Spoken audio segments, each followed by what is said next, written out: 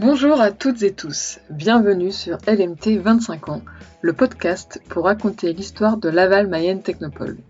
Cette association, que nous appelons également par son acronyme LMT, accompagne et développe le territoire de la Mayenne grâce à l'innovation. Je suis Céline Laurie, en charge de la communication chez LMT. Avec ce podcast, nous souhaitons proposer chaque semaine de 2021 un morceau de l'histoire de LMT raconté au travers des conversations avec des membres de l'association, de l'équipe salariée, des partenaires ou encore des entreprises accompagnées qui ont participé à cette aventure collective. Ce 48e épisode est le dernier de la saison dédiée aux 25 ans de Laval Mayenne Technopole.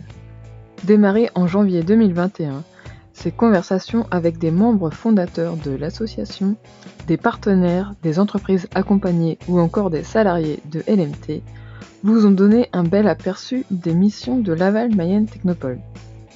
Dès que vous avez un sujet, un projet en lien avec l'innovation, c'est à la porte de Laval Mayenne Technopole qu'il faut frapper. Innover et réussir, au-delà d'être la baseline du logo, est bien ce qui guide l'équipe de Laval Mayenne Technopole dans ses missions quotidiennes.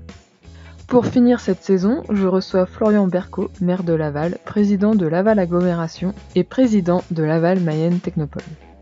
Vous le savez peut-être déjà, Florian Berco, de par son parcours entrepreneurial, a été au contact de l'innovation.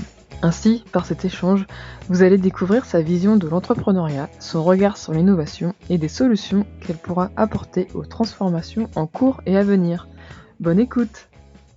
Merci Florian Berco, président de Laval Mayenne Technopole, pour votre participation au podcast. Là, c'est le dernier épisode pour cette saison dédiée aux 25 ans de Laval Mayenne Technopole. Alors une première question, pouvez-vous vous présenter ? Oui, alors merci effectivement de cette invitation, très heureux de pouvoir répondre à vos questions et très heureux d'être président de Laval Mayenne Technopole. Me présenter, alors moi je dirais que je suis un citoyen engagé d'abord, engagé avec énergie, enthousiasme, engagé pour sa ville, pour son territoire. Et donc je suis maire de Laval, président de Laval Agglomération aujourd'hui. Et puis j'ai un passé effectivement d'entrepreneur. Entrepreneur d'abord comme intrapreneur dans un grand groupe qui développait des projets d'énergie renouvelable. Et puis entrepreneur en tant que chef d'entreprise moi-même. Je faisais de l'évaluation et de la valorisation d'entreprises innovantes pour le compte d'investisseurs, pour le compte de banques, pour le compte de grands groupes. Donc vraiment plongé au cœur de l'innovation et ça me fait plaisir de m'y retrouver de nouveau à travers cette présidence. Vous êtes maire et aussi créateur de start-up. Donc quel est votre regard sur l'entrepreneuriat ? Je pense que l'entrepreneuriat, c'est savoir monter des obstacles et c'est savoir avancer sous contrainte de temps, puisqu'il faut généralement réussir vite, sous contrainte de financement, parce que c'est un peu le nerf de la guerre. Et donc, finalement, je me reconnais à travers la vie d'un élu, les mêmes difficultés, c'est surmonter des obstacles, convaincre les non convaincus, ne pas perdre espoir et continuer d'avancer malgré les difficultés, malgré les contraintes, parce qu'on reste persuadé que cette innovation va apporter du mieux vivre, en tout cas est censé apporter une réponse à des difficultés de marché. Donc je trouve que les deux se marient très bien et venir du monde de l'entrepreneuriat, c'est effectivement avoir conscience de ce besoin d'agilité, de se réinventer en permanence et trouver des solutions à chaque problème. Je crois que c'est important. Après, mon regard sur l'entrepreneuriat, c'est que c'est encore un milieu réservé à certains et qu'il est de notre devoir, et notamment en tant que collectivité locale, de l'ouvrir à tous, que chacun puisse réussir l'aventure entrepreneuriale qui n'est pas facile. Et ça va être un vrai enjeu de société pour nous, à Laval Agglo, mais même plus largement sur le territoire français. Et sinon, en tant que nouveau président de Laval Mayenne Technopole, quel est votre regard sur la démarche technopolitaine de Laval ? Il y a un regard très positif, il y a une énergie. C'est vrai que ce campus technopolitain, il a développé une université, l'enseignement supérieur, qui est quand même la base pour pouvoir développer derrière de la recherche et développement et développer des innovations. Donc je crois qu'il y a des facteurs de réussite. Maintenant, il faut les consolider, il faut qu'il y ait encore davantage de coopération entre les acteurs. Laval Agglomération, il y a maintenant plus de 20 ans spécialisé dans la réalité virtuelle, la réalité augmentée, c'est comment on fait de ces technologies un produit de marché plus important, et on rentre dans les mœurs et dans les familles d'une certaine manière. Je crois qu'il y a un besoin d'appropriation de ce qui se passe sur le campus par les Lavallois et les Lavallois d'agglomération au sens large. Ça va être un défi pour nous. Pourquoi est-ce important pour une ville comme Laval de disposer de cet outil de la Technopole ? L'outil Technopole, il est essentiel puisqu'il est là pour finalement favoriser la création d'idées, la création d'innovations, qu'on soit petite entreprise ou très grande entreprise. On sait très bien que pour survivre sur un marché, il faut sans cesse se questionner, se dépasser, et l'innovation est de plus en plus difficile à faire en interne. C'est pour ça que pouvoir l'externaliser, pouvoir faire affaire à des experts qui nous font gagner du temps, qui nous font gagner de l'argent, c'est essentiel. Donc la Technopole, c'est à la fois un outil d'attractivité, puisque ça permet de faire venir des entrepreneurs d'ailleurs pour réussir le projet entrepreneurial, mais aussi c'est un outil de compétitivité pour les entreprises du territoire, du tissu entrepreneurial, pour les inviter à réinventer des process et concrétiser de nouvelles idées. Quelle est votre vision pour l'avenir ? Moi, ma vision, c'est qu'avec cette crise sanitaire qui a eu un effet cliquet sur notre société, elle a montré qu'il y a de grandes transformations à l'œuvre. Et que la période va être difficile, puisque ces transformations ne sont pas faciles à mener. Les transformations d'un point de vue environnemental, l'écologie est rentrée dans toutes les têtes, mais les solutions ne sont pas si faciles, ni à accepter, ni faciles à choisir. Donc il y a un premier défi. Un deuxième défi, c'est la transformation technologique. Le numérique, depuis, alors certes, 40-50 ans, est rentré dans nos vies, mais c'est accéléré. Comment on se l'approprie, comment on le rend accessible à tous, comment ça participe au mieux vivre ensemble. Ça, c'est un deuxième défi. Il y a la transformation finalement des compétences derrière, humaines, face à ces grandes transformations. Et donc je crois que l'outil technopolitain, l'outil de la Technopole, le rôle des collectivités, c'est d'accompagner ces transformations et de trouver des solutions face à ces défis qui, je le redis, vont être pas faciles, parce qu'il y aura des contraintes, et derrière toute contrainte, il faut des compensations, il faut des alternatives. Et je crois que l'innovation peut nous permettre de trouver ces solutions acceptables par tous et nous permettre d'avancer dans le consensus. En tout cas, il y aura un grand besoin dans les 10 prochaines années d'investissement massif pour restructurer notre modèle social, notre modèle économique, notre modèle d'innovation également. Et ça passe effectivement par des investissements dans la ressource humaine, dans l'enseignement supérieur, dans le capital humain, dans les solutions pour préserver notre planète. Et je crois qu'on a la chance d'avoir un tissu très dynamique dans l'Ouest et particulièrement à Laval. Donc j'ai bon espoir en tout cas que nos entreprises assurent cette résilience grâce à l'innovation. Et donc en tant que président, qu'est-ce que vous souhaitez que Laval Mayenne Technopole fasse ?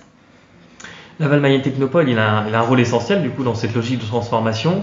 Il faut que son offre de services puisse encore davantage rencontrer le besoin des entreprises.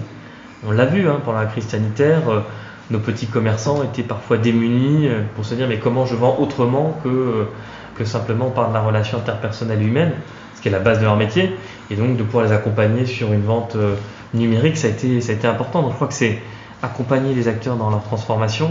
Moi j'ai une intuition, c'est de pouvoir lancer aussi un outil au service des PME, et permettre cette résilience, cette capacité à entreprendre de nos PME à travers un Startup Studio. Donc c'est finalement, j'ai une idée, je veux la concrétiser, je confie à la Technopole et au Startup Studio cette idée, je vais chercher des financements, les bonnes personnes pour réaliser cette innovation. Finalement, j'externalise complètement cette innovation en dérisquant le projet. Je crois que c'est un outil qui pourrait être utile pour inviter les PME à davantage innover en prenant des risques limités, en tout cas partagés. Et après, oui, alors il y a une question habituelle que je pose donc dans le podcast, c'est selon vous, c'est quoi l'innovation et qu'est-ce qui est important pour innover et réussir ? Qu'est-ce qu'une innovation ? Alors, on distingue l'innovation de l'invention. L'invention, c'est l'idée, et une invention qui rencontre son marché, qui rencontre son public. Généralement, c'est ça l'innovation. Donc finalement, l'innovation, elle peut être d'usage, elle peut être de rupture sur des technologies. Toute l'innovation, c'est quelque chose qui apporte du mieux. Voilà, vraiment une solution à une difficulté que peuvent rencontrer des acteurs de marché, que ce soit une entreprise, soit une association, que ce soit une personne individuelle. Donc c'est un processus très intéressant. Et les déterminants finalement du progrès technique, de l'innovation, ils sont vraiment pluriels. Beaucoup d'économistes se sont penchés là-dessus. Cette valeur immatérielle de l'innovation, elle est le fruit de l'action publique, de la protection de l'innovation, de l'investissement, je redis, dans l'enseignement supérieur, dans les infrastructures. Et toutes ces conditions de marché, on a la chance de vivre dans un pays qui les a et qui permet cette capacité d'innovation. Alors, il y a encore beaucoup de chemin à mener, mais c'est assez remarquable de voir cet entrepreneuriat se développer. Il faut continuer à l'ouvrir à tous. Il faut sans doute aussi être vigilant pour que cette innovation soit au service d'un bien commun. En tout cas, c'est essentiel. L'innovation doit avoir un impact positif au regard des transformations à mener. Donc un entrepreneuriat utile à tous. Je crois que j'y serai assez vigilant aussi.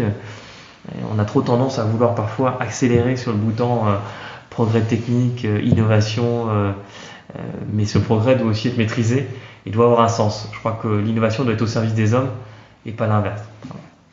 Et puis voilà, et comme cette conversation va clôturer la saison des 25 ans, donc quel message voulez-vous adresser à nos auditeurs et auditrices pour cette fin d'année et puis pour l'année à venir?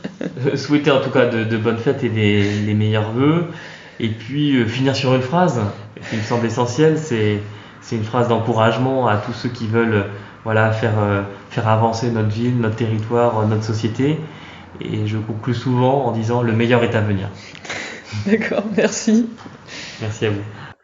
Merci Florian Berco, maire de Laval, président de Laval Agglomération et aussi président de Laval Mayenne Technopole, d'avoir pris le temps de cet échange et d'avoir partagé votre vision sur l'entrepreneuriat et l'innovation en général. Cette conclusion est l'occasion de revenir sur la notion d'entrepreneuriat plus ouvert. En effet, il y a encore des choses à faire, mais je peux mentionner le fait que depuis décembre 2020, Laval Mayenne Technopole fait désormais partie des incubateurs du programme French Tech Tremplin. C'est le programme de la mission French Tech qui a pour objectif de favoriser la diversité dans le milieu de la tech. Ce programme national a été conçu pour rééquilibrer les chances et faire en sorte que tous les talents aient accès aux mêmes avantages que les entrepreneurs issus de milieux plus privilégiés. Et il y a Mouti Ousseni, qui a été retenu pour bénéficier de ce programme et est aujourd'hui accompagné par l'équipe de l'incubateur de Laval Mayenne Technopole. D'ailleurs, nous l'avions connu grâce au programme e-d'énergie auquel il avait participé en 2014, puis quelques années plus tard, après avoir testé le concept, il a créé sa start-up et l'application unmatch.fr, donc c'est un numéro 1, qui permet de trouver un match amical. Comme vous le disiez, l'innovation doit aussi être accessible à toutes les entreprises de toute taille et de tout secteur pour répondre aux enjeux d'agilité et de compétitivité. Ainsi, dans notre offre de services, nous avons en effet un ou plusieurs programmes qui vont correspondre aux besoins pour aider les entreprises à innover. Cette offre de services n'est pas figée et l'objectif est bien de s'adapter aux besoins et de nouvelles offres arriveront sûrement ou évolueront. Avec ce dernier podcast de la saison LMT 25 ans, je me rends compte du chemin parcouru, car c'est une idée que j'avais soumise à Christian Travier en novembre 2020, et je suis fière d'avoir réussi à tenir le rythme d'une fois par semaine. Comme dans tous les projets, il y a l'idée, mais ce qui compte vraiment, c'est la mise en œuvre. Et donc pour réaliser cette mission, j'ai été aidée et c'est l'occasion de remercier Clémence Delière de janvier à juillet et puis Céline Gache de septembre à décembre qui ont participé au montage et à la réalisation des visuels. Merci beaucoup pour cette aide précieuse. Et à toutes et à tous, je vous souhaite également une belle fin d'année et à l'année prochaine maintenant pour de nouveaux épisodes sur l'innovation en Mayenne. Restez connectés!